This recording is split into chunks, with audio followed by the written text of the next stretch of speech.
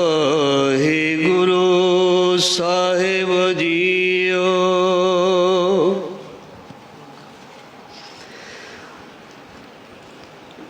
ओ तनवंत कुलवंत पतवंत, जीवन मुक्त जिस हृदय भगवंत। तन तन तन जन आया,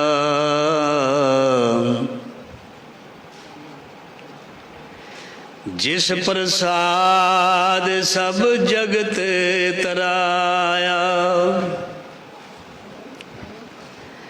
जन यावन गाय है सुआओ,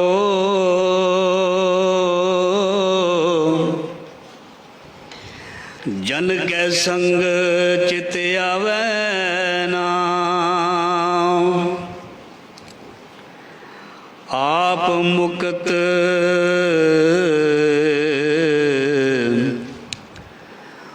मुक्त करे संसार, नानक तिस जन को सदा नमस्कार। ज़ाहरा ज़हूर हाजरा हजूर, सर्व कला भरपूर, समर्थ गुरु लोक परलोक दे रखे। भगत वशल भगतां दी, गुरुआं दी, सिखां दी भट्टां दी प्यारी जोत। धन धन श्री गुरु ग्रंथ साहिब महाराज जी की पावन पवित्र हजूरी दे विच गुरु शब्द दे नाल जुड़ बैठी देश प्रदेश जुड़ रही साध संगत। अज धन धन नौवें नानक नौवें पातशाह श्री गुरु तेग बहादुर जी महाराज सच्चे पातशाह का 400 साला प्रकाश गुरुपुरब शताब्दी। साडे कर्मां साडे भागां दे विच ये दिन आया।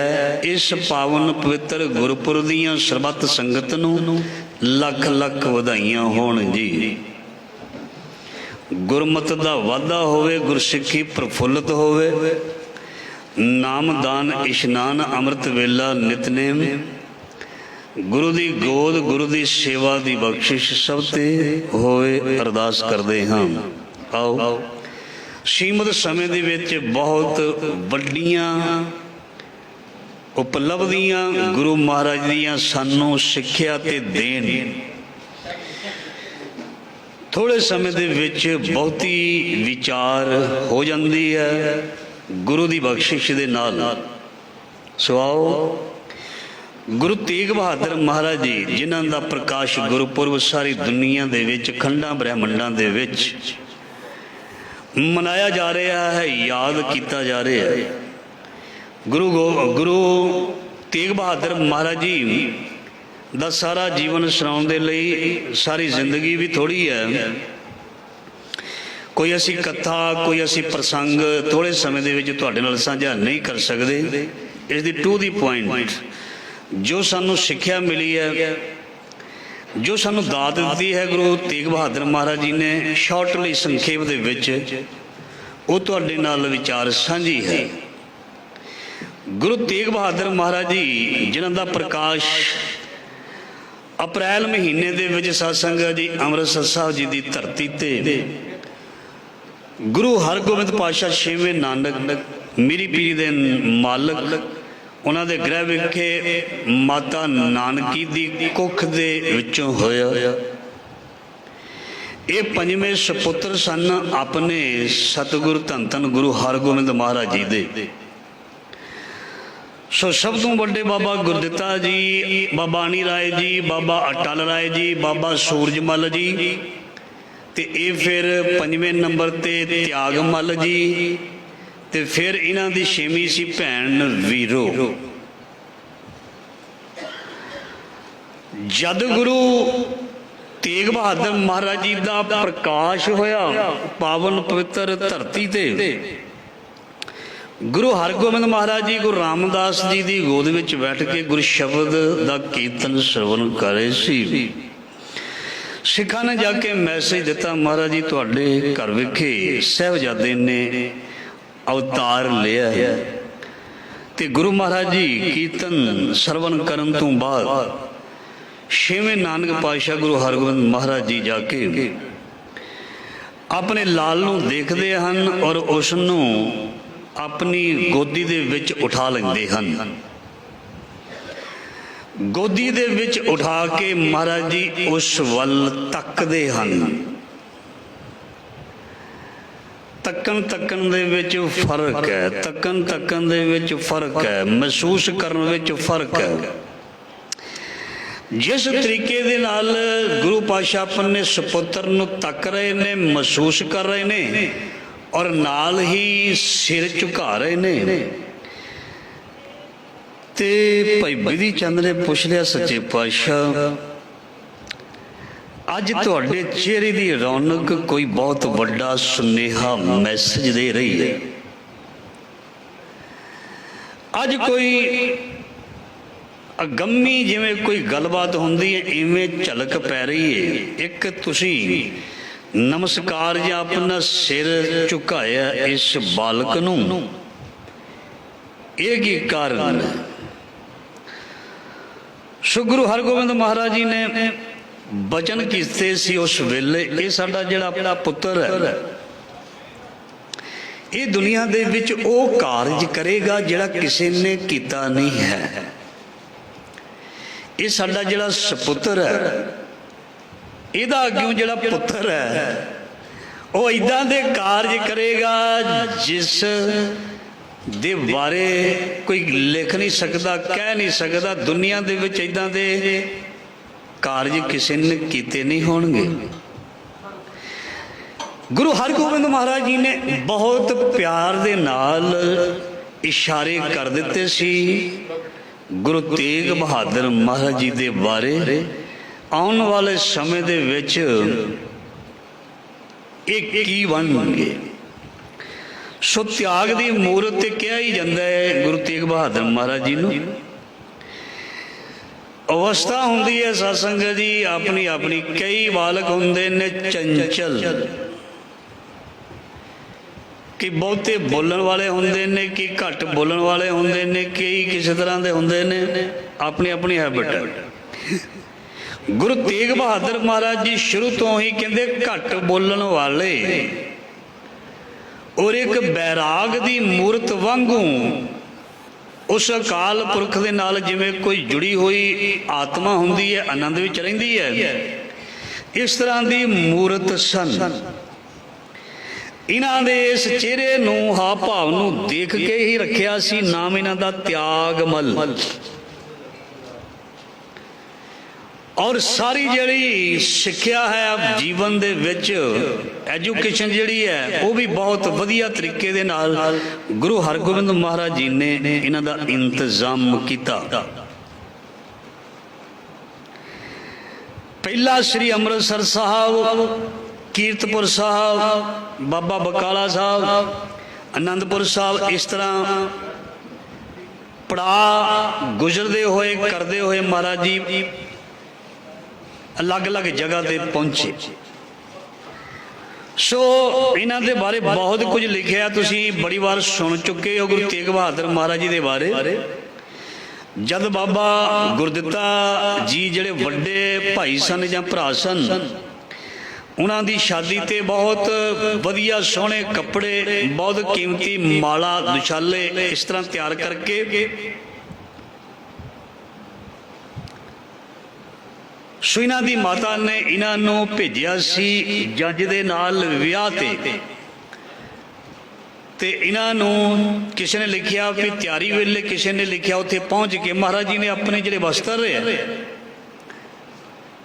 ਬਹੁਤ ਕੀਮਤੀ ਵਸਤਰ, ਸਭ ਕੁਝ ਜੋ ਵੀ ਮਹਾਰਾਜ ਜੀ ਦੇ ਕੋਲ ਸੀ ਉਹ ਇੱਕ ਲੋੜਵੰਦ ਕਿਸੇ ਬੱਚੇ ਨੂੰ ਪਵਾ ਦਿੱਤੇ, ਆਪਣੇ ਹਮ ਉਮਰ ਦੇ ਨੂੰ। ਤੇ ਆਪ ਉਸੇ ਤਰ੍ਹਾਂ ਹੀ ਵਸਤਰਾਂ ਤੋਂ ਬਗੈਰ ਮੁੜ ਆਪਣੀ ਮਾਤਾ ਕੋਲ ਆ ਗਏ। ਮਾਤਾ ਪੁੱਛਦੀ ਹੈ, ਪਿਤਾ ਨੇ ਦੇਖਿਆ, ਕਹਿੰਦਾ ਵੀ ਦੇਖੋ ਇਹ ਆਪਣੇ ਵਸਤਰ ਹੀ ਪਤਾ ਨਹੀਂ ਕਿਤੇ ਛੱਡ ਆਏ। ਤੇ ਮਾਤਾ ਨੂੰ ਆ ਕੇ ਕਹਿੰਦੇ ਵੀ ਮੈਨੂੰ ਕੋਈ ਨਗਨ ਹਾਲਤ ਵਿੱਚ ਕੋਈ ਬਾਲਕ ਮੇਰੇ ਵਰਗਾ ਦਿਸ ਪਿਆ ਸੀ। ਮੈਨੂੰ ਖਿਆਲ ਆਇਆ ਮੈਨੂੰ ਹੋਰ ਵਸਤਰ ਮਿਲ ਜਾਣੇ ਨੇ, ਪਰ ਇਸ ਬੱਚੇ ਨੂੰ ਬੜੀ ਮੁਸ਼ਕਲ ਹੈ, ਮਿਲਣੇ ਨਹੀਂ। ਮੈਂ ਉਸ ਨੂੰ ਲੋੜਵੰਦ ਜਾਣ ਕੇ ਮੈਂ ਉਸ ਦੀ ਮਦਦ ਕਰਦੀ। ਤਿਆਗ ਦੀ ਭਾਵਨਾ ਤੇ ਪਹਿਲਾਂ ਹੀ ਸ਼ੁਰੂ ਹੋ ਗਈ ਜਦੋਂ 4-5 ਸਾਲ ਦੇ ਸੀ। ਆਪਣਾ ਆਪ ਤਿਆਗ ਕੇ ਦੂਜੇ ਦਾ ਭਲਾ ਕਰਨਾ, ਇਹ ਤੇ ਗੁਰਤੀ ਸ਼ੁਰੂ ਤੋਂ ਹੀ ਗੁਰੂ ਤੇਗ ਬਹਾਦਰ ਮਹਾਰਾਜ ਜੀ ਨੂੰ ਮਿਲ ਚੁੱਕੀ ਸੀ। ਸੋ ਗੁਰੂ ਹਰਗੋਬਿੰਦ ਮਹਾਰਾਜ ਜੀ ਨੇ ਆਖਿਆ ਸੀ, ਐਵੇਂ ਨਹੀਂ ਇਸ ਦਾ ਨਾਮ ਤਿਆਗ ਮਲ। ਇਹ ਆਉਣ ਵਾਲੇ ਸਮੇਂ ਦੇ ਵਿੱਚ ਕੀ ਕੀ ਇਸ ਨੇ ਤਿਆਗ ਕਰਨੇ ਨੇ, ਇਹ ਆਉਣ ਵਾਲਾ ਸਮਾਂ ਤੁਹਾਨੂੰ ਦੱਸੇਗਾ। 57 ਸ਼ਲੋਕ ਤੇ 59 ਸ਼ਬਦ ਸ੍ਰੀ ਗੁਰੂ ਗ੍ਰੰਥ ਸਾਹਿਬ ਜੀ ਦੇ ਵਿੱਚ ਅੰਕਿਤ ਹਨ ਸ੍ਰੀ ਗੁਰੂ ਤੇਗ ਬਹਾਦਰ ਮਹਾਰਾਜ ਜੀ ਦੇ। ਸੋ 11-12 ਸਾਲ ਦੀ ਉਮਰ ਲਿਖੀ ਹੈ, ਘੱਟ ਵੱਧ ਵੀ ਕਿਤੇ ਹੋ ਸਕਦੀ ਹੈ। ਇਹਨਾਂ ਦੀ ਸਾਧ ਸੰਗਤ ਜੀ ਸ਼ਾਦੀ ਹੋ ਗਈ। ਲਾਲ ਚੰਦ ਦੀ ਬੇਟੀ, ਜਾਂ ਨਾ ਲੱਗ ਲੱਗ ਇਤਿਹਾਸ ਵਿੱਚ ਆਉਂਦੇ ਨੇ, ਕਨਫਿਊਜ਼ ਨਾ ਹੋਣਾ। ਮਾਤਾ ਗੁਜਰੀ ਜੀ ਦੇ ਨਾਲ ਸਾਧ ਸੰਗਤ ਜੀ ਸ਼ਾਦੀ ਹੋ ਗਈ ਹੈ। ਔਰ ਮਾਤਾ ਗੁਜਰੀ ਜੀ ਦੇ ਜਿਹੜੇ ਪਿਤਾ ਜੀ ਸਨ, ਜਦੋਂ ਵਿਆਹਣ ਗਏ ਸੀ ਨਾ ਗੁਰੂ ਤੇਗ ਬਹਾਦਰ ਮਹਾਰਾਜ ਜੀ ਨੂੰ, ਤੇ ਹੱਥ ਜੋੜ ਕੇ ਬੇਨਤੀ ਕੀਤੀ ਸੀ। ਇਹਨਾਂ ਦੇ ਸਹੁਰਾ ਸਾਹਿਬ ਨੇ ਵੀ ਸਾਡੇ ਕੋਲ ਉਨੀ ਸੇਵਾ ਨਹੀਂ ਹੋਈ ਬਰਾਤ ਦੀ ਜਿੰਨੀ ਚਾਹੀਦੀ ਸੀ। ਕਹਿੰਦੇ ਨੇ ਵੀ ਗੁਰੂ ਹਰਗੋਬਿੰਦ ਮਹਾਰਾਜ ਜੀ ਨੇ ਹੱਥ ਜੋੜ ਕੇ ਝੁਕ ਕੇ ਸਤਿਕਾਰ ਦੇ ਨਾਲ ਕਿਹਾ ਸੀ, ਭਈ ਪਿਆਰਿਓ, ਜਿਨ੍ਹਾਂ ਨੇ ਆਪਣੀ ਬੇਟੀ ਧੀ ਸਾਡੇ ਨਾਲ ਤੋਰ ਦਿੱਤੀ, ਸਾਨੂੰ ਦੇ ਦਿੱਤੀ, ਇਸ ਤੋਂ ਬਾਅਦ ਦੁਨੀਆ ਦੀ ਹੋਰ ਕੋਈ ਵਸਤੂ ਰਹਿ ਨਹੀਂ ਜਾਂਦੀ ਵੀ ਇਹ ਚੀਜ਼ ਦੀ ਪੂਰਤੀ ਨਹੀਂ ਹੋਈ। ਸਭ ਤੋਂ ਕੀਮਤੀ ਇਹ ਜੋ ਸਾਨੂੰ ਸਾਡੀ ਬੱਚੀ ਬੇਟੀ ਮਿਲੀ ਹੈ, ਤੋਂ ਹੋਰ ਕੀਮਤੀ ਕੋਈ ਨਹੀਂ। ਹੱਥ ਜੋੜ ਕੇ ਝੁਕ ਕੇ ਆਪਣੇ ਕੁੜਮ ਸਾਹਿਬ ਨੂੰ ਨਮਸਕਾਰ ਕੀਤੀ ਸੀ ਮਹਾਰਾਜ ਜੀ ਨੇ, ਇੰਨਾ ਸਤਿਕਾਰ ਦਿੱਤਾ ਸੀ।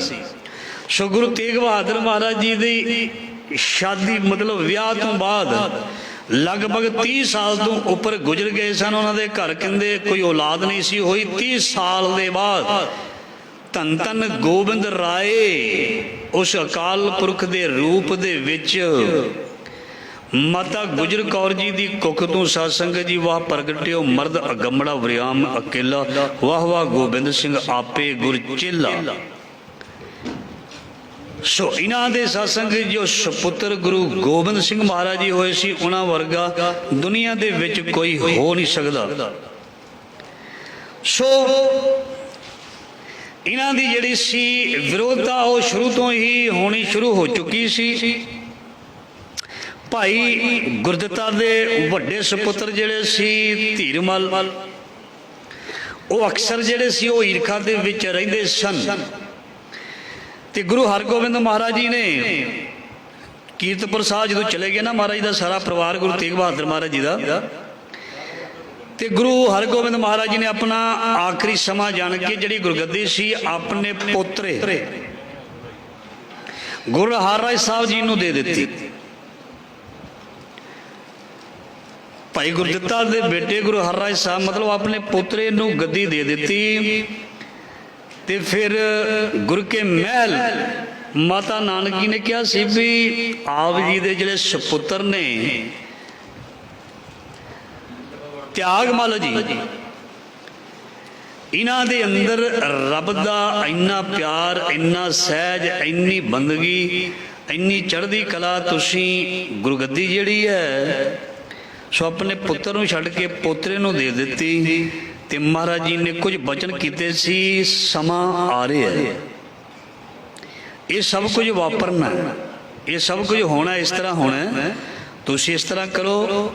ਤੁਸੀਂ ਸਾਰੇ ਜਾਣੇ ਇੱਥੋਂ ਕੀਰਤਪੁਰ ਸਾਹਿਬ ਤੋਂ ਬਾਬੇ ਬਕਾਲੇ, ਮਤਲਬ ਉਦੋਂ ਬਾਬਾ ਬਕਾਲਾ ਜੇ ਨਹੀਂ ਸੀ, ਬਕਾਲਾ ਪਿੰਡ ਸੀ, ਵੀ ਤੁਸੀਂ ਬਕਾਲੇ ਚਲੇ ਜਾਓ। ਨਾਨਕਾ ਪਿੰਡ ਸੀ ਮਹਾਰਾਜ ਜੀ ਦਾ, ਉੱਥੇ ਤੋਰ ਦਿੱਤਾ। ਤੇ ਬਚਪਨ ਦੇ ਵਿੱਚ ਲਗਭਗ 13 ਸਾਲ ਦੀ ਉਮਰ ਦੇ ਵਿੱਚ ਮਹਾਰਾਜ ਜੀ ਨੇ ਆਪਣੇ ਪਿਤਾ ਦੇ ਨਾਲ ਸਾਧ ਸੰਗਤ ਜੀ ਜਦੋਂ ਜੰਗ ਦੇ ਵਿੱਚ ਜਿੱਤ ਪ੍ਰਾਪਤ ਕੀਤੀ ਸੀ ਨਾ, ਤੇ ਖੁਸ਼ ਹੋ ਕੇ ਨਾਮ ਰੱਖਿਆ ਗਿਆ ਸੀ ਤੇਗ ਬਹਾਦਰ।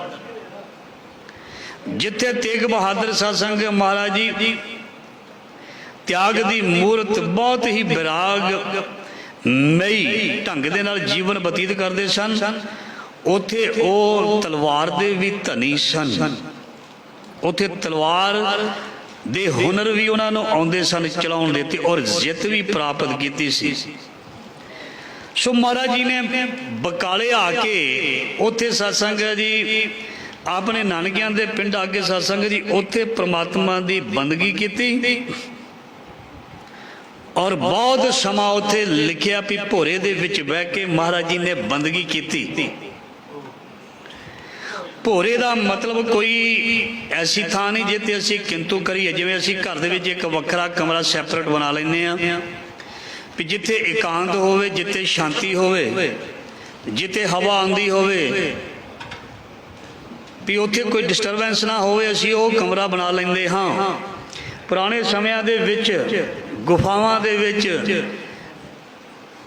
ਧਰਤੀ ਨੂੰ ਪੁੱਟ ਕੇ ਔਰ ਭੋਰਿਆਂ ਦੇ ਵਿੱਚ ਅਕਸਰ ਜਿਹੜੇ ਸੀ ਉਹ ਬੰਦਗੀ ਕੀਤੀ ਜਾਂਦੀ ਸੀ, ਤਾਂ ਜੋ ਉੱਥੇ ਦਾ ਮਾਹੌਲ ਇੱਕ ਸ਼ਾਂਤੀਪੂਰਨ ਹੋਵੇ। ਔਰ ਕੋਈ ਬਹੁਤੀ ਉੱਥੇ ਜੇ ਗਰਮੀ ਹੋਵੇ ਤਾਂ ਉੱਥੇ ਠੰਡਕ ਵੀ ਰਹਿੰਦੀ ਹੈ, ਸਿਆਲ ਵੇਲੇ ਵੀ ਬਹੁਤੀ ਠੰਡ ਉੱਥੇ ਨਹੀਂ ਲੱਗਦੀ, ਤਾਂ ਜੋ ਕਿਸੇ ਕਿਸਮ ਦੀ ਕੋਈ ਵੀ ਐਸੀ ਮੌਸਮ ਦਾ ਜਿਹੜਾ ਪ੍ਰਭਾਵ ਵੀ ਨਾ ਹੋਵੇ, ਤੇ ਸ਼ਾਂਤ ਚਿੱਤ ਹੋ ਕੇ ਕੋਈ ਆ ਕੇ ਡਿਸਟਰਬ ਨਾ ਕਰੇ। ਇਹ ਚੀਜ਼ਾਂ ਕਰਕੇ ਇੱਕ ਵੱਖਰੀ ਜੀ ਥਾਂ ਰੱਖ ਲਈ ਜਾਂਦੀ ਸੀ, ਉਹਨੂੰ ਅਸੀਂ ਭੋਰਾ ਸਾਹਿਬ ਕਹਿ ਦਿੰਦੇ ਹਾਂ। ਭੋਰੇ ਦੇ ਵਿੱਚ ਬਹਿ ਕੇ ਰੱਬ ਨੂੰ ਯਾਦ ਕਰਨਾ ਕੋਈ ਮਾੜਾ ਨਹੀਂ। ਜਿਵੇਂ ਅਸੀਂ ਸੈਪਰੇਟ ਕਮਰੇ ਦੇ ਵਿੱਚ ਘਰਾਂ ਵਿੱਚ ਅਸੀਂ ਪੂਜਾ ਘਰ ਕਹਿ ਲਈਏ, ਵੱਖਰੇ ਕਮਰੇ ਬਣਾਏ ਹੋਏ ਹਨ ਗੁਰੂ ਸਾਹਿਬ ਵਾਸਤੇ, ਜਾਂ ਕਿਸੇ ਨੇ ਆਸਣ ਵੀ ਲਾਏ ਹੋਏ ਹਨ।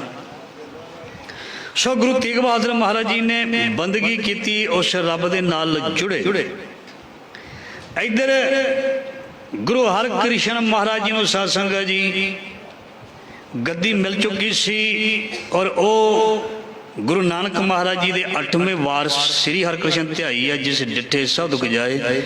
ਉਹ ਪ੍ਰਚਾਰ ਕਰਦੇ ਹੋਏ ਦਿੱਲੀ ਪਹੁੰਚ ਚੁੱਕੇ ਸਨ, ਔਰ ਦਿੱਲੀ ਵਿਖੇ ਉਹਨਾਂ ਨੇ ਆਪਣਾ ਅੰਤਮ ਸਮਾਂ ਜਾਣ ਕੇ ਇਹ ਸਿੱਖ ਸੰਗਤਾਂ ਨੂੰ ਇਸ਼ਾਰਾ ਕਰ ਦਿੱਤਾ ਸੀ ਵੀ ਨੈਕਸਟ ਆਉਣ ਵਾਲੇ ਗੁਰੂ ਨਾਨਕ ਦੀ ਗੁਰਗੱਦੀ ਦੇ ਵਾਰਿਸ ਬਾਬਾ ਬਕਾਲੇ, ਬਾਬਾ ਬਕਾਲੇ, ਬਾਬਾ ਬਕਾਲੇ। ਇਹ ਸੁਨੇਹਾ ਜਦੋਂ ਇੱਧਰ ਪੰਜਾਬ ਦੇ ਵਿੱਚ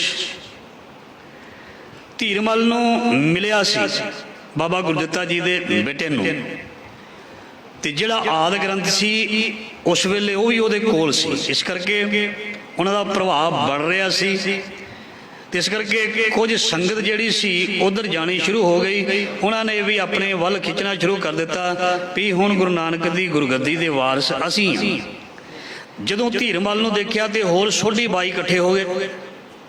ਉਹਨਾਂ ਨੇ ਵੀ ਆਪਣੀਆਂ ਸਾਧ ਸੰਗਤ ਜੀ ਚੌਂਕੀਆਂ ਜਾਂ ਮੰਜੀਆਂ ਕਹਿ ਲਈਏ, ਗੱਦੀਆਂ ਲਾ ਲਈਆਂ ਵੀ ਅਸੀਂ ਗੁਰੂ ਨਾਨਕ ਦੇ ਵਾਰਿਸ। ਪਰ ਗੁਰੂ ਨਾਨਕ ਦਾ ਵਾਰਿਸ ਬਣਨਾ, ਗੁਰੂ ਨਾਨਕ ਦੇ ਘਰ ਦਾ ਸੇਵਾਦਾਰ ਬਣਨਾ, ਸਾਧ ਸੰਗਤ ਜੀ ਆਪ ਗਵਾਏ ਸੇਵਾ ਕਰੇ ਤਗ ਛਪਾਏ ਮਾਨ ਨਾਨਕ ਜਿਸ ਨੋ ਲੱਗਾ ਤਿਸ ਮਿਲੇ ਲੱਗਾ ਸੋ ਪ੍ਰਵਾਨ। ਚੁੱਪ ਚਪੀਤੇ ਨਹੀਂ ਸਭ ਕੁਝ ਮਿਲ ਜਾਂਦਾ, ਇਹਦੇ ਲਈ ਘਾਲਣਾ ਘਾਲਣੀ ਪੈਂਦੀ ਹੈ,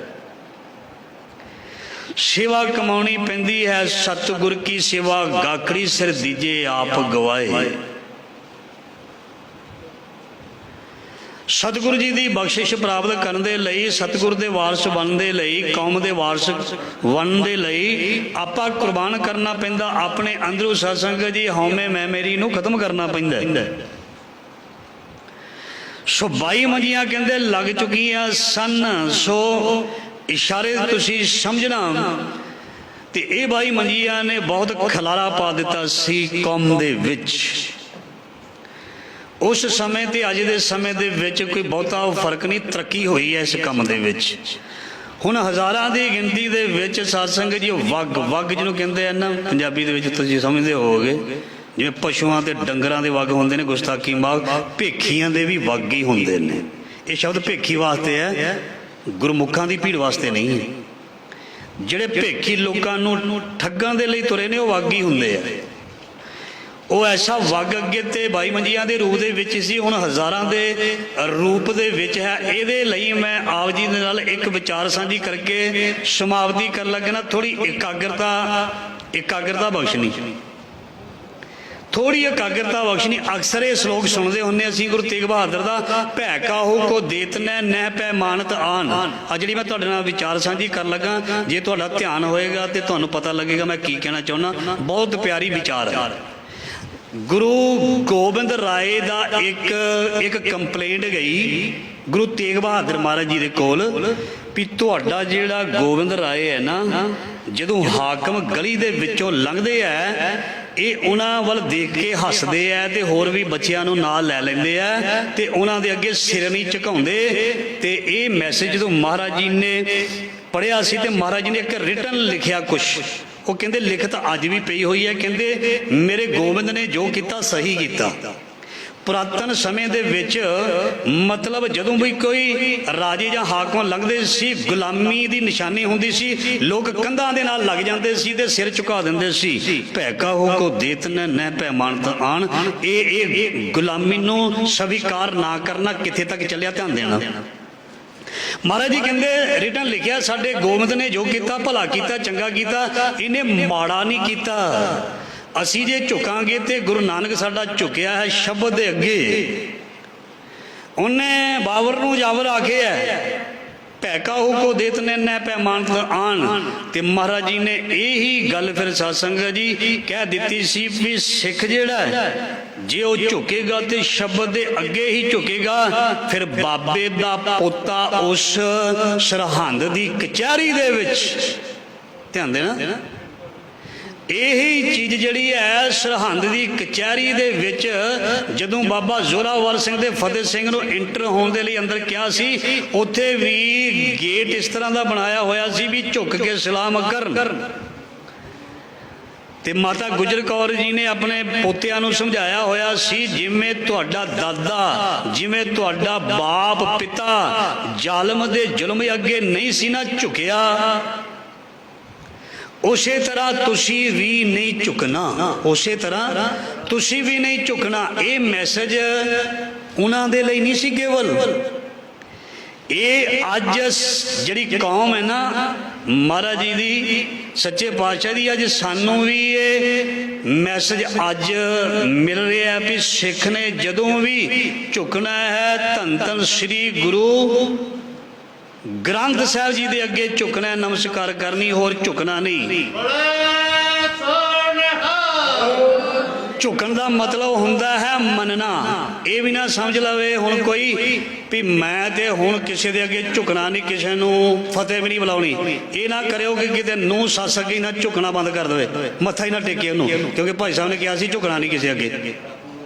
ਤੇ ਪੁੱਤਰ ਜਿਹੜਾ ਉਹ ਪਿਓ ਅੱਗੇ ਨਾ ਝੁਕੇ, ਚਾਚੇ ਤਾਏ ਅੱਗੇ ਨਾ ਝੁਕੇ, ਹੈ ਛੋਟਾ ਵੀਰ ਜਿਹੜਾ ਉਹ ਵੱਡੇ ਅੱਗੇ ਨਾ ਝੁਕੇ। ਇਹ ਵੱਡਾ ਵੀਰ, ਵੱਡਾ ਭਰਾ ਜਿਹੜਾ ਬਾਪ ਦੇ ਬਰਾਬਰ ਹੁੰਦਾ, ਇਹ ਇੱਕ ਸਤਿਕਾਰ, ਇਹ ਇੱਕ ਅਲੱਗ ਚੀਜ਼ ਹੈ। ਇਹ ਅਸੀਂ ਝੁਕਣਾ, ਇਹ ਅਸੀਂ ਸਤਿਕਾਰ ਕਰਨਾ। ਮਤਲਬ ਗੁਰੂ ਗ੍ਰੰਥ ਸਾਹਿਬ ਤੋਂ ਬਗੈਰ ਕਿਸੇ ਦੇ ਅੱਗੇ ਝੁਕਣਾ ਨਹੀਂ। ਮਤਲਬ ਵੀ ਗੁਰੂ ਗ੍ਰੰਥ ਸਾਹਿਬ ਜੀ ਜਿਹੜੀ ਵਿਚਾਰਧਾਰਾ ਸਿੱਖਿਆ, ਉਹਦੇ ਤੋਂ ਬਗੈਰ ਹੋਰ ਕਿਸੇ ਨੂੰ ਅਸੀਂ ਸਿੱਖਿਆ ਨਹੀਂ ਧਾਰਨ ਕਰਨੀ, ਨਹੀਂ ਮੰਨਣਾ। ਆਹ ਹੈ ਝੁਕਣਾ। ਬਾਕੀ ਅਸੀਂ ਸਾਰਿਆਂ ਦਾ ਸਤਿਕਾਰ ਕਰਨਾ। ਜਦੋਂ ਕੋਈ ਵੱਡਾ ਮਿਲੇ ਜਾਂ ਕੋਈ ਸਾਡਾ ਛੋਟਾ ਵੀ ਮਿਲੇ, ਆਦਰ ਦੇਣਾ ਤੇ ਵੱਡੇ ਦਾ ਸਤਿਕਾਰ ਕਰਨਾ, ਫਤਿਹ ਬੁਲਾਉਣੀ ਹੈ ਔਰ ਸਤਿ ਸ੍ਰੀ ਅਕਾਲ ਕਹਿਣੀ, ਰਾਮ ਰਾਮ ਜੋ ਵੀ ਕੋਈ ਕਹਿੰਦਾ ਹੈ ਉਹਨਾਂ ਕਹਿਣਾ ਚਾਹੀਦਾ। ਤੇ ਇਹ ਸਾਨੂੰ ਸਾਡੇ ਗੁਰੂਆਂ ਨੇ ਦੱਸਿਆ। ਸੋ ਗੁਰੂ ਤੇਗ ਬਹਾਦਰ ਮਹਾਰਾਜ ਜੀ ਤੇ ਚੁੱਪ ਸ਼ਾਂਤੀ ਦੀ ਮੂਰਤ ਬੈਠੇ ਹੋਏ ਨੇ ਬਾਬਾ ਬਕਾਲਾ ਸਾਹਿਬ ਦੀ ਧਰਤੀ ਤੇ।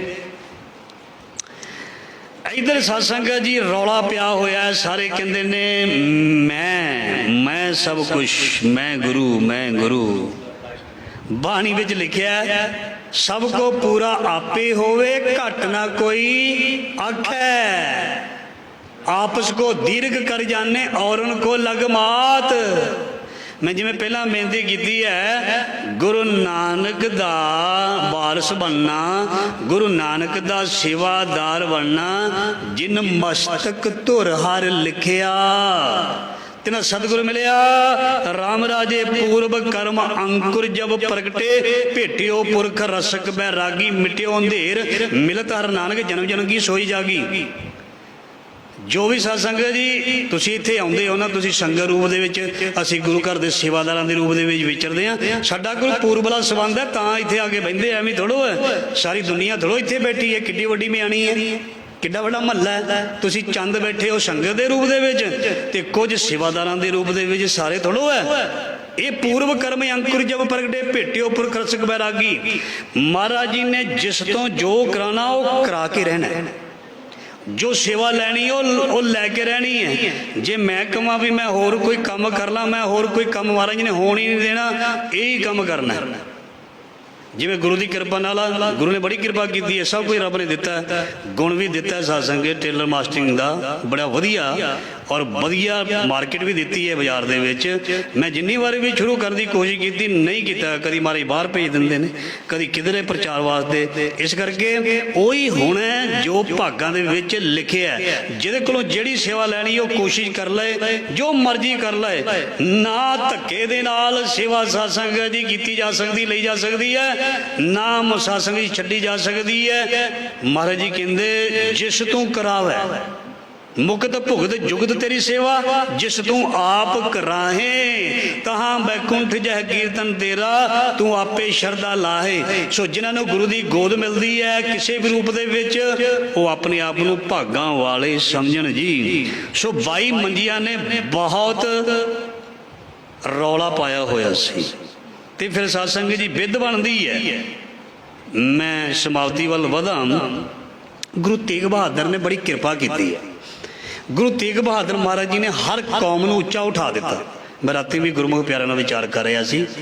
ਉਹਨਾਂ ਨੇ ਲੁਬਾਣਾ ਕੌਮ ਨੂੰ ਬਹੁਤ ਉੱਚਾ ਉਠਾਇਆ। ਆਪਣੇ ਧੜ ਦੀ ਸੇਵਾ ਭਾਈ ਲੱਖੀ ਸ਼ਾਹ ਵਣਜਾਰੇ ਨੂੰ ਦਿੱਤੀ। ਮੈਂ ਵਿਚਾਰ ਕਰ ਰਿਹਾ ਸੀ, ਗੁਰੂ ਦਾ ਪ੍ਰਗਟ ਹੋਣਾ ਕੋਈ ਔਖੀ ਗੱਲ ਨਹੀਂ। ਜਿਹੜਾ ਸਮਰੱਥ ਗੁਰੂ ਆਪਣੇ ਆਪ ਪ੍ਰਗਟ ਹੋ ਸਕਦਾ ਹੈ, ਉਹਨੂੰ ਕੋਈ ਔਖੀ ਗੱਲ ਨਹੀਂ। ਜਿਹੜਾ ਪੂਰਨ ਸਤਿਗੁਰੂ ਹੈ ਉਹ ਤੇ ਪ੍ਰਗਟ ਸਕਿੰਟਾਂ ਵਿੱਚ ਹੋ ਸਕਦਾ ਹੈ। ਪਰ ਉਹਨਾਂ ਨੇ ਮਾਣ ਦੇਣਾ ਸੀ ਬਾਬਾ ਮੱਖਣ ਸ਼ਾਹ ਲਵਾਣੇ ਨੂੰ। ਕੌਮਾਂ ਐਵੇਂ ਨਹੀਂ ਜਿਉਂਦੀਆਂ ਹੁੰਦੀਆਂ, ਕੌਮਾਂ ਐਵੇਂ ਨਹੀਂ ਤਰੱਕੀ ਕਰਦੀਆਂ। ਕੌਮਾਂ ਦੀ ਬੈਕ ਹੁੰਦੀ ਹੈ। ਕਿਸੇ ਦੀ ਖੇਤੀ ਹੁੰਦੀ ਹੈ, ਉਹੀ ਵੱਢਦੇ ਪਏ ਹੈ। ਅੱਜ ਬਾਬਾ ਮੱਖਣ ਸ਼ਾਹ ਲਵਾਣਾ ਜਾਂ ਲੱਖੀ ਸ਼ਾਹ ਵਣਜਾਰਾ ਜਦੋਂ ਨਾਂ ਹੁੰਦਾ ਹੈ ਨਾ, ਗੁਰੂ ਤੇਗ ਬਹਾਦਰ ਦੇ ਨਾਂ ਦੇ ਨਾਲ ਇਹ ਨਾਂ ਜੁੜਦੇ ਨੇ। ਜਦੋਂ ਗੁਰੂ ਤੇਗ ਬਹਾਦਰ ਮਹਾਰਾਜ ਦਾ ਨਾਮ ਹੁੰਦਾ, ਰੰਗਰੇਟੇ ਗੁਰੂ ਕੇ ਬੇਟੇ ਦਾ ਨਾਮ ਜੁੜਦਾ ਹੈ।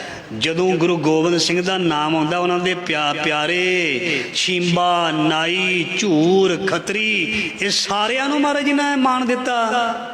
ਜਦੋਂ ਗੁਰੂ ਗੋਬਿੰਦ ਸਿੰਘ ਜੀ ਦੀ ਚਮਕੌਰ ਦੀ ਗੜੀ ਵਾਲਾ ਦ੍ਰਿਸ਼ ਆਉਂਦਾ, ਭਾਈ ਸੰਗਤ ਸਿੰਘ ਰਮਦਾਸੀਆ ਸਿੰਘ ਜਿਹਦੇ ਸੀਸ ਤੇ ਕਲਗੀ ਲਾਈ ਸੀ ਤੇ ਸ਼ਹੀਦ ਹੋ ਗਏ ਸੀ, ਇਹ ਸਾਰੇ ਅੱਖਾਂ ਸਾਹਮਣੇ ਆਉਂਦੇ ਨੇ। ਤੇ ਜੋ ਤੇਗ ਬਹਾਦਰ ਮਹਾਰਾਜ ਜੀ ਦੇ ਇਹ ਪ੍ਰਗਟ ਹੋਣ ਦੀ ਗੱਲ ਕਰਦੇ ਆ ਤੇ ਬਾਬਾ ਮੱਖਣ ਸ਼ਾਹ ਜੀ ਸਾਡੇ ਅੱਗੇ ਆ ਹੀ ਜਾਂਦੇ। ਸੋ ਮੈਂ ਲੰਬਾ ਨਹੀਂ ਕਰਨਾ। ਬਾਬਾ ਮੱਖਣ ਸ਼ਾਹ ਬਹੁਤ ਵੱਡਾ ਵਪਾਰੀ ਸੀ। ਉਹਦਾ ਖਾਨਦਾਨ ਪਿੱਛੋਂ ਲੈ ਕੇ ਗੁਰੂ ਨਾਨਕ ਮਹਾਰਾਜ ਜੀ ਦਾ ਸਿੱਖ ਸੀ ਤੇ ਉਹਨਾਂ ਦਾ ਬੇੜਾ ਜਦੋਂ ਪਾਰ ਲਾ ਦਿੱਤਾ, ਉਹਨਾਂ ਨੇ ਸਾਧ ਸੰਗਤ ਜੀ ਜਦੋਂ ਉਹਨਾਂ ਦਾ ਬੇੜਾ ਡੋਲਿਆ ਨਾ, ਜਿਵੇਂ ਪਹਿਲਾਂ ਬੇਨਤੀ ਕੀਤੀ, ਗੁਰੂ ਮਹਾਰਾਜ ਜੀ ਨੇ ਕਿਹਾ ਸੀ ਵੀ ਪੁੱਤਰ ਸਿਰ ਝੁਕਾਉਣਾ, ਮਤਲਬ ਮੰਨਣਾ ਗੁਰੂ ਗ੍ਰੰਥ ਸਾਹਿਬ ਨੂੰ। ਤੇ ਬਾਬਾ ਮੱਖਣ ਸ਼ਾਹ ਲੁਬਾਣਾ ਜਿਹੜਾ ਸੀ, ਉਹਨੇ ਸਾਧ ਸੰਗਤ ਜੀ ਜਿਹੜੀ ਬੇਨਤੀ ਕੀਤੀ ਸੀ ਕੇਵਲ ਗੁਰੂ ਨਾਨਕ ਦੇ ਘਰ ਬੇਨਤੀ ਕੀਤੀ ਸੀ। ਉਹਨਾਂ ਨੇ ਹੋਰ ਕਿਤੇ ਬੇਨਤੀਆਂ ਨਹੀਂ ਸਨ ਕੀਤੀਆਂ ਵੀ 4 ਜਗ੍ਹਾ ਪਈ ਪਿੰਡ ਦੇ ਵਿੱਚ 4 ਗੁਰਦੁਆਰੇ ਨੇ, 8 ਹੈ ਤੇ 8 ਜਗ੍ਹਾ ਸੁਖਣਾ ਸੁਖ ਲਓ, ਜਾਂ ਹੋਰ ਕੋਈ ਸੱਜੇ ਖੱਬੇ ਸਥਾਨ ਹੈ ਉੱਥੇ ਵੀ ਸੁਖਣਾ ਸੁਖ ਲਓ। ਤੇ ਬਾਅਦ ਵਿੱਚ ਕਨਫਿਊਜ਼ ਰਹੋ ਵੀ ਕਿੱਥੋਂ ਗੱਲ ਬਣੀ। ਬਸ ਆਹ ਚੀਜ਼ ਨਹੀਂ। ਮੇਰੇ ਮਨ ਏਕਸ ਸਿਉ ਚਿਤ ਲਾਏ, ਇੱਕ ਦੇ ਨਾਲ ਜੁੜਨਾ ਹੈ। ਗੁਰੂ ਗ੍ਰੰਥ ਸਾਹਿਬ ਜਿਹੜਾ ਸਾਧ ਸੰਗਤ ਜੀ ਕਿਸੇ ਇਤਿਹਾਸਕ ਸਥਾਨ ਤੇ ਹੈ, ਉਹੀ ਗੁਰੂ ਗ੍ਰੰਥ ਤੁਹਾਡੇ ਪਿੰਡ, ਤੁਹਾਡੇ ਨਗਰ, ਤੁਹਾਡੇ ਮੁਹੱਲੇ ਵਿੱਚ ਹੈ। ਕਦੀ ਵੀ ਨਾ ਸਾਧ ਸੰਗਤ ਜੀ ਉਹ ਕੀ ਉਹਨੂੰ ਕਹਿੰਦੇ ਤੁਲਨਾ ਨਾ ਕਰਨੀ, ਕੰਪੈਰੀਜ਼ਨ ਨਾ ਕਰਨਾ, ਨਰਾਦਰੀ ਹੋ ਜਾਏਗੀ ਗੁਰੂ ਦੀ ਵੀ ਉੱਥੇ ਜਾ ਕੇ ਸੇਵਾ ਕਰਾਂਗੇ ਵੱਧ ਫਲ, ਇੱਥੇ ਥੋੜਾ ਘੱਟ ਮਿਲਦਾ।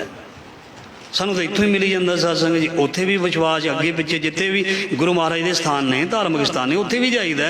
ਪਰ ਇਹ ਮਨ ਵਿੱਚ ਨਹੀਂ ਇਹ ਖਾਸ ਹੈ ਤੇ ਇਹ ਘੱਟ ਖਾਸ ਹੈ। ਇਹ ਹਰਮੰਦਰ, ਇਹ ਵੀ ਹਰਮੰਦਰ ਹੀ ਹੈ। ਵੈਸੇ ਤੇ ਮਹਾਰਾਜ ਜੀ ਨੇ ਹਰਮੰਦਰ ਸਰੀਰ ਨੂੰ ਵੀ ਕਿਹਾ ਹੈ, ਕਿਤੇ ਇਹ ਨਾ ਕਹਿਣਾ ਜਿੱਥੇ ਜਾਏ ਬਹੇ ਮੇਰਾ ਸਤਿਗੁਰੂ ਸੋ ਥਾਨ ਸੁਹਾਵਾ। ਰਾਮ ਰਾਜੇ ਬਾਬਾ ਮੱਖਣ ਸ਼ਾਹ ਜੀ ਨੇ ਥਾਂ ਥਾਂ ਨਹੀਂ ਅਰਦਾਸਾਂ ਕੀਤੀਆਂ। ਉਹਨਾਂ ਨੇ ਕਿਹਾ, ਹੇ ਗੁਰੂ ਨਾਨਕ ਦੀ ਨੌਵੀਂ ਜੋਤ ਜਿੱਥੇ ਵੀ ਹੋ ਮੇਰਾ ਬੇੜਾ ਪਾਰ ਕਰ ਦਿਓ, ਮੇਰੇ ਬੇੜੇ ਨੂੰ ਪਾਰ ਲਾ ਦਿਓ। ਤੇ ਫਿਰ ਬਾਬੇ ਨਾਨਕ ਦੇ 9ਵੇਂ ਸਰੂਪ ਨੇ ਬੇੜਾ ਪਾਰ ਲਾ ਦਿੱਤਾ। ਤੇ ਫਿਰ ਜਦ ਆਏ ਉਸ ਧਰਤੀ ਤੇ ਬਕਾਲੇ ਦੀ, ਤੇ ਬੜੇ ਖੁਸ਼ ਹੋਏ ਵੀ ਸਤਿਗੁਰ ਦੇ ਦਰਸ਼ਨ ਹੋਣਗੇ। ਜਦੋਂ ਦੇਖਿਆ ਤੇ ਉੱਥੇ ਦੇ ਵੱਗ ਸੀ, ਵੱਗ ਲੈਣਾ ਦੇ ਵਿੱਚ ਬੈਠੇ। ਉਹ ਕਹਿੰਦੇ, ਆਓ ਜੀ ਆਓ ਜੀ ਆਓ, ਸਾਡੇ ਕੋਲ ਆਓ, ਅਸੀਂ ਤੁਹਾਡਾ ਸਤਿਕਾਰ ਕਰਦੇ ਹਾਂ। ਜਿਹੜੀ ਭੇਟਾ ਲਿਆਂਦੀ ਹੈ ਉਹ ਸਾਨੂੰ ਦਿਓ, ਜੋ ਮੰਗੇ ਸੋ ਭੁੱਖਾ। ਜਿਹੜਾ ਸਤਸੰਗ ਹੈ ਜੀ ਮੰਗਤਾ, ਚਲੋ ਇਹ ਹੁਣ ਵਿਸ਼ਾ ਨਹੀਂ ਹੈਗਾ।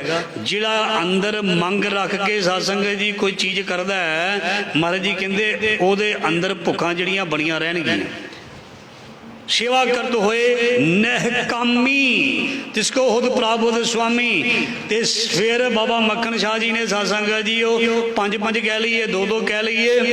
लिखने वाले इस तरह लिखा भी ज़्यादा होंगे भी पंज पंज मोहर रख के मत्थे टेकने शुरू करते, बड़े खुश होए। लास्ट में जाके कहते ने भी होर भी कोई है गुरु का प्यारा, असी उन्होंने भी भेटा सेवा दे दईए। तो सत्संग जी शरीक कहते ने वो एक बैठा सत्संग महाराज की रही आप शब्द जे बोले सी, आप शब्द बोले सी महाराज जी आते कमला शब्द भी बोलिया सी। सो सत्संगत इदां दे शब्द जदों बोले सी ते कहते कोई गल नहीं, असीं उन्हां दे भी दर्शन कर लैंदे हां। ते फिर उस जगह जिथे महाराज जी ने आसन लाया होया सी, बहुत ही सत्कारयोग संगत तन मन धन दे नाल सेवा कर रही है। जिथे गुरु दियां गोलकां दे विच चाह दे लंगरां दी सेवा, उत्थे सत्संग दी आप जी ने शमाई दी सेवा भी जो दास नूं आप भेटा कर रहे हो, मैं धन्नवाद करदा हाँ। सत्कारयोग सरदार सज्जन सिंह जी और सरदार स्वर्ण सिंह जी और साडे चेयरमैन साहब जी वालों बेअंत माया हाजिर हुई है। शमाई की भेटा भी हाजिर कर रहे हैं। गुरु महाराज जी तिल तिल भेटा सब दा लेखे विच लाउण, कमाइयां विच वाधे पाउण, बरकतां पाउण।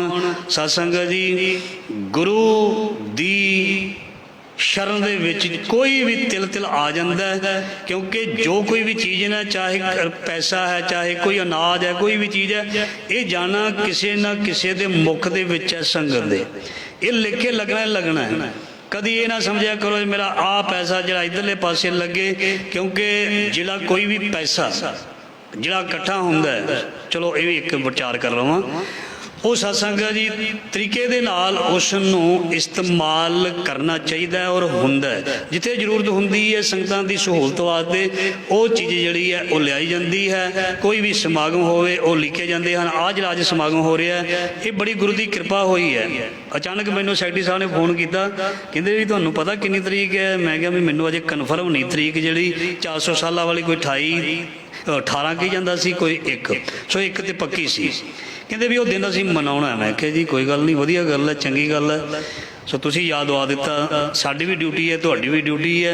इहदे लई फिर सुखनी साहब सत्संग जी आरंभ होए, बड़ियां रौनकां लगियां, संगत ने बड़ी सेवा की। सो साडी सत्कारयोग भैन जी मनजीत कौर जी ने सो गुरु महाराज जी दे श्री अखंड पाठ साहब जी की सेवा लै लई। सो महाराज जी ने जिहड़ा कार्य ते सतगुर दा हुंदा सो आ वस के महाराज जी करा लैंदा। इस करके बहुत बहुत बधाइयां होण उन्हां परिवारां नूं जिन्हां ने सेवा की है। सो प्रबंधकां नूं और सारी ही जिन्नी भी संगत है सारिआं नूं बधाइयां होण, जिहड़े अपनियां हाजियां लवा के से अपने जीवन ते कमाईआं नूं लेखे विच ला रहे हन। से गुरु तेग बहादुर महाराज जी दे दर्शन कीते सी। माता गुजर कौर कोलों आग्ञा लैके ते सत्संग जदों 5 मोहरां रख के मत्था टेकिया सी ते महाराज जी ने फिर वचन कीता सी, सिखा बड़ी दूरों चल के आए हैं। सो जो तू बेनती की सी 500 वो ये हुण ये ना समझ लेना भी गुरु किसी माया की कोई आस रखते नहीं। वो तो एक सच वाली गल दसदे ने भी गुरु सब कुछ जानता है, घड़ घड़ के अंतर की जान। जदों ये वचन किया सी ते नमस्कार करके गल दे विच पल्ला पा के हजूरिया पा के महाराज जी कहते नहीं जाना, पर नहीं महाराज जी कहते हुण मैनूं जान दिओ, जो आग्या सी गुरु दी उस तरह ही निभा के ते वो कच्चे कोठे दे उपर चढ़ के बाबा मक्खन शाह लवाणा ने कहा सी गुर लादो रे गुरमुख ढूंढ ढूंढेंदियां हर सज्जन लद्दा राम राजे। सो गुरु प्रगट हो गया। जद गुरु प्रगट हो गया तो फिर कच्चे पिल्ले जड़े ने मंजियां चा के भज गए घरां नूं। जिहड़ा धीरमल सी ना इहदे कोल ग्रंथ सी ना, इस करके ये पिछे नहीं सी हटदा। ये कहंदा भी ये काम हुण खराब हो गया। तो जदों गुरु गद्दी मिल गई साध संगत जी, गुरु तेग बहादुर महाराज जी नूं फिर धीरमल ने कहा भी हुण साडे कोलों ये गल सही नहीं जा सकती। ਇਹਦੀ ਜਿੱਥੇ ਤੱਕ ਪਹੁੰਚ ਸੀ ਨਾ ਹਰਮੰਦਰ ਸਾਹਿਬ ਤੱਕ ਇਹਦੀ ਪਹੁੰਚ ਸੀ। ਇਹਨੇ ਉੱਥੇ ਇਹਨਾਂ ਦੇ ਬਜ਼ੁਰਗ ਜਾਂ ਪਿੱਛੇ ਬੈਠੇ ਸੀ ਸਾਰੇ, ਉਹਨਾਂ ਨੇ ਕਹਿਤਾ ਵੀ ਜਦੋਂ ਗੁਰੂ ਉੱਥੇ ਆਵੇ ਇਹਨਾਂ ਨੂੰ ਉੱਥੇ ਵੜ ਨਹੀਂ ਦੇਣਾ, ਇੱਦਾਂ ਦੇ ਸ਼ਬਦ ਉਹਨੇ ਵਰਤੇ ਹੈ। ਤੇ ਜਦੋਂ ਗੁਰੂ ਤੇਗ ਬਹਾਦਰ ਮਹਾਰਾਜ ਜੀ ਅੰਮ੍ਰਿਤਸਰ ਸਾਹਿਬ ਗਏ ਤੇ ਕਹਿੰਦੇ ਉਹਨਾਂ ਨੇ ਛੇਤੀ ਸਾਰੇ ਡਿਊਟੀ ਦੇ ਸਾਰੇ ਦਰਵਾਜ਼ੇ ਬੰਦ ਕਰ ਲਿੱਤੇ ਤੇ ਮਹਾਰਾਜ ਜੀ ਬਾਹਰ ਹੀ ਜਿੱਥੇ ਅਕਾਲ ਤਖਤ ਸਾਹਿਬ ਹੈ 100 ਗਜ ਦੀ ਦੂਰੀ ਤੇ, ਔਰ ਜਿੱਥੇ ਉਹ ਜਗ੍ਹਾ ਬਣੀ ਹੋਈ ਹੈ ਸਾਸੀ ਥੜਾ ਸਾਹਿਬ ਹੈ, ਉੱਥੇ ਜਾ ਕੇ ਮਹਾਰਾਜ ਜੀ ਕਿੰਨਾ ਚਿਰ ਬੈਠੇ ਰਹੇ ਪਰ ਅੰਦਰ नहीं जान देता। तो महाराज जी उतों वापस साध संगत जी वापस आ गए सी। ते फिर संगतां ने बहुत गुस्सा मनाया सी भी इस तरह करना माड़ा है। सो जिहड़ी ईर्खा है, जिहड़ी नफरत है, वो रिश्तियां दे मायने नूं नहीं समझदी, वो गुरु नूं नहीं समझदी, वो प्रेम नूं नहीं समझदी। क्योंकि जिहड़ी ईर्खा है साध संगत जी वो अंदर सत्कार दे प्रेम दी भावना नूं खत्म करदी है। और ईर्खालू बंदा कदी किसी नूं इज्जत जां सत्कार नहीं दे सकदा। ये काम धीरमल करदा। इत्थों तक बस नहीं, धीरमल ने साध संगत जी गुरु महाराज जी दे उपर हमला करन दी योजना बना के शेह मसंद नूं कहा भी गुरु नूं मारी मकाओ, खत्म ही कर दिओ। पर साध संगत जिसदा साहिब डाढ़ा होए तिसनों मार ना सके कोई, ते गोली मारी ते साध संगत जी सतगुरु जी दे लगी नहीं। ते जद बाबा मक्खन शाह नूं पता लग्या इन्हां दे नाल त्यार बर त्यार सिंह रहिंदे सी, इन्हां ने फिर की कीता इन्होंने जाके अपने साथियों के नाल ऐसा हमला किया। धीरमल ते उहदे साथियों के छे मसंद नूं बन के गुरु के अगे लिया के कहते महाराज जी सामने गोली मारा, मैनूं आग्या दिओ। जिन्ना समान सी गुरु घर का जिहड़ा लुट के लै गया सी सारा इकट्ठा करके ते गुरु तेग बहादुर महाराज जी के अगे रख दिता। महाराज जी कहते नहीं भी असी जे ये गलत है तो असी गलत नहीं बनना। महाराज जी कहते जिहड़ा इन्हां दा समान है इनू वापस करो ते असी विरोधता की भावना नहीं रखनी। तो गुरु महाराज जी ने साध संगत जी बाबा मक्खन शाह लवाणा जी ने कहा सी इन्हों छड़ दो। नहीं तो बाबा जी ने कहा सी भी मैनू हुक्म दिओ, मैं इन्हों का वो हाल करांगा, इन्हां दियां अगे पुश्तां याद रखणगियां। पर महाराज जी बहुत निमरता दे पुंज सन। सो गुरु तेग बहादुर महाराज जी सच्चे पातशाह ने साध संगत जी जो प्रगट हो गए फिर महाराज जी ने प्रचार के दौरे किए, दूर दूर तक गए और गुरसिੱਖੀ का रज के प्रचार किया। और गुरु तेग बहादुर महाराज जी ने सानू वो दातां बख्शिश कीतियां हन जिहड़ियां कोई कर नहीं सकता। औरंगजेब दे अत्याचार, जजिया टैक्स लाने ते फिर जबरदस्ती इस्लाम दे विच सारी कायनात दुनिया नूं सारे हिंदुस्तान के लोगों पंडितां बामणां जां सारिआं नूं इस्लाम विच लिआउणा चाहुंदा सी। इस ते रोक लाउणी।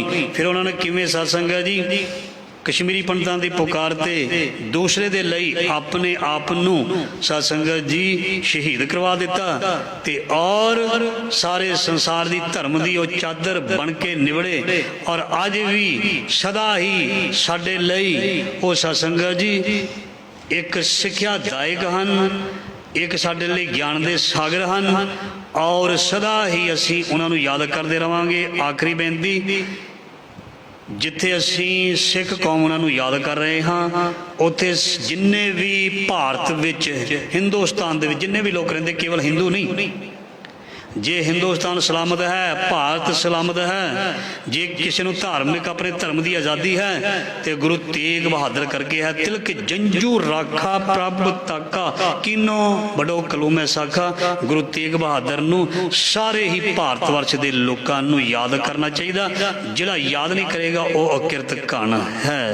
सो जिस प्यारे सुनने हो ते सागे मर चलिए त्रिक जीवन संसार ताकि पच जीवन। इन्नी सेवा प्रवान करनी। आप जी ने तन मन धन दे नाल सेवावां कीतियां। गुरु महाराज जी सब दी सेवा लिखे विच लाउण और चढ़दियां कला सब नूं बख्शिश करन, तंदुरुस्तियां देन, झोलियां खुशियां दे नाल भरन, प्रदेशां विच बैठे बच्चों के अंग संग रहन, हर मैदान फतेह करन। जिन्हां ने सेवावां कीतियां उन्हां दा बहुत बहुत धन्नवाद है। सो लख खुशियां पातशाहियां जे सतगुर नदर करे तुहानू दुनिया की हर खुशी मालक देवे। सो इन्नी सेवा प्रवान करनी। आओ अगला प्रोग्राम और सिरोभाव की सेवा जिन्होंने अखंड पाठ साहिब कीते उन्होंने दिती जाएगी। सो साढ़े सत्कारयोग गुरु घर के सेवादार सैकटरी साहब भाई दलेर सिंह जी सो आप जी दे रूबरू होणगे और जो भी बेनतियां हैं गुरु तेग बहादुर महाराज जी दे सो चंद विचार आप नाल साझे करनगे। सो बड़े अदब सत्कार नाल बेनती है, प्रेम दे नाल श्रवण करो। वाहिगुरू जी का खालसा वाहिगुरू जी की फतेह।